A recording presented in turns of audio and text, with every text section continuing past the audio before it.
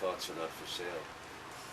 Do you, Frankly, you work inside a corporation like Fox. You do so without being censored. I mean, I am a Final Cut director. They accept those conditions, and the script reflects my view of Wall Street.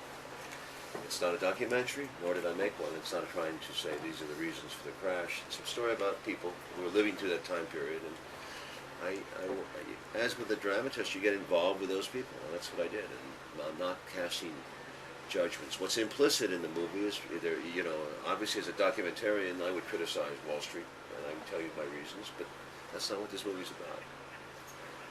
in your opinion, what's the major difference between, the difference of message between the first Wall Street and the second one? Well, they're not that dissimilar in the sense that they're about people. The first one was, I think, a simpler movie. It was about a young man who was corrupt at the beginning of the movie. At the end, he finds integrity. He finds his way back. He finds his soul. He meets the devil in Gecko.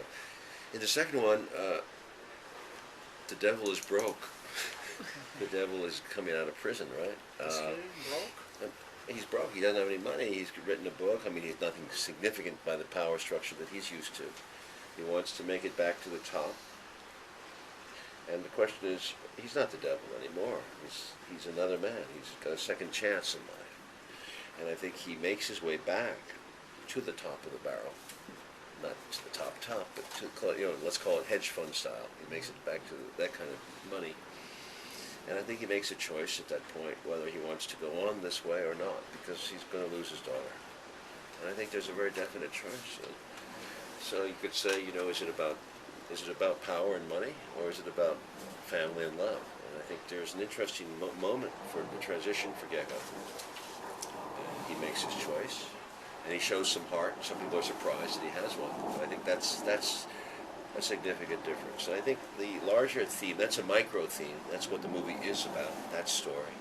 On a macro level, which is going back to more of a documentary effect, you could say, and I'm not saying it, I'm saying it loudly, but you could say that this movie is also about that same theme. It's about the banks that control our economy, that run our economy, the dominant factor. Do they run on greed, or do they run on selflessness?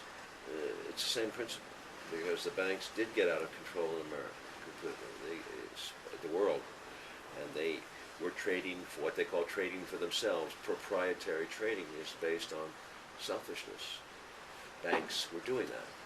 70% of Goldman's profits in 2 years ago, 2 years ago, were for trading for itself, which is what we showed in the film. The scenes where Josh Brolin and his bank, Eli Wallach, where Gecko describes them as trading for themselves. They were trading like bookies, forward against the market. They were trading long and short.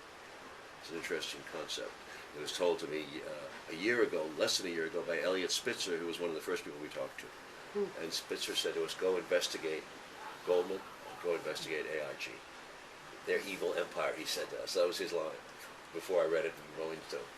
That's serious. So it was Spitzer's words. Spitzer had investigated AIG, by the way, and had busted them with the largest fine in government history, $3 billion in 2004 or 5.